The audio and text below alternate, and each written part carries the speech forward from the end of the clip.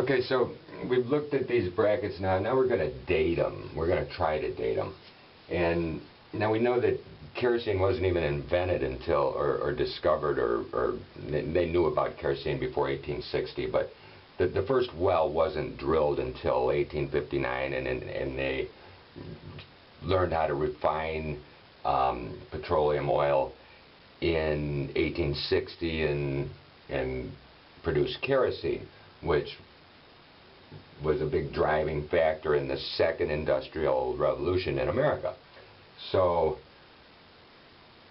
none of these brackets date before 1860, certainly. Quite likely none of them date before the end of the Civil War in 1865. So even though this bracket here, the back of this bracket says patented May 31st, 1870, well, this design could have been patented in 1870. The country was patent crazy at the time, so the actual patent could have been applied for back in 1865 when this bracket was made. I would put this bracket probably around end of the Civil War period. They're coming up with ways to use kerosene. Now this B&H bracket and this Stover manufacturing bracket, I feel are the latest of these designs here. They're much better cast iron. They're more defined. They're more East Flake looking. So I'm going to date these in the 1880 to 1890 period. There's other people that would prefer to have this bracket here that I'm going to date back to probably 1870 or maybe late 1860s, because I don't feel this casting is very good. It's got the old rivet, it's riveted together. This is lighter. This is probably cast of a pot metal. It may be iron, an early production run of iron before they've refined the iron casting process. But to some people this is a much more valuable. Here's a bracket that I feel is between the two. It's another nice bracket. I believe that this wall mounting bracket is appropriate to that bracket. This other bracket, which matches it, came with this bracket here. Now I don't believe that's appropriate at all. I believe this is either made by another company or is a more recent reproduction. I'm leaning more towards a more recent reproduction. I believe this is a B&H mounting bracket.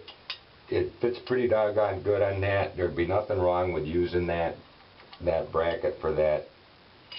This one here, you'll see it's got a little crack in it. I'm going to weld that up, but when I weld that up, it's going to tell me a lot. It's going to tell me if this is cast iron or if this is pot metal.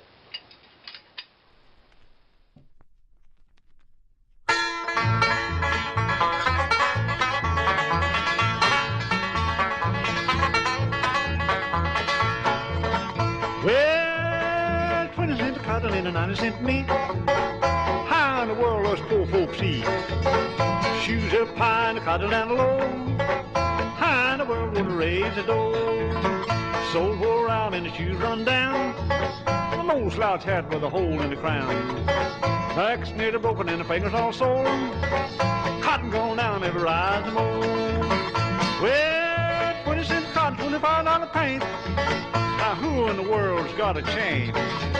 Can't buy no clothes, can't buy no meat. Got too much cotton and not enough to eat. Well, 20 cents cotton and not enough meat. How in the world does poor folks eat? Shoes up high and the cotton down low. How in the world gonna raise the dough?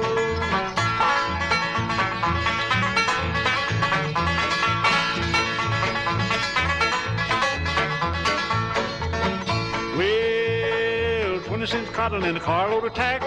The load's too heavy for our poor back. We're a good set of farmers, we all know well.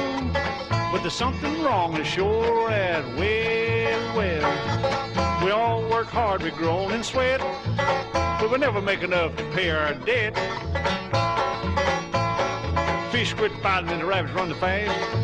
About another mess of peas, and that'll be my last. Well, 20 cents a cotton and a 90 cent meat. How in the world us poor folks eat? Shoes up high and the cotton down low. How in the world gonna raise the dough?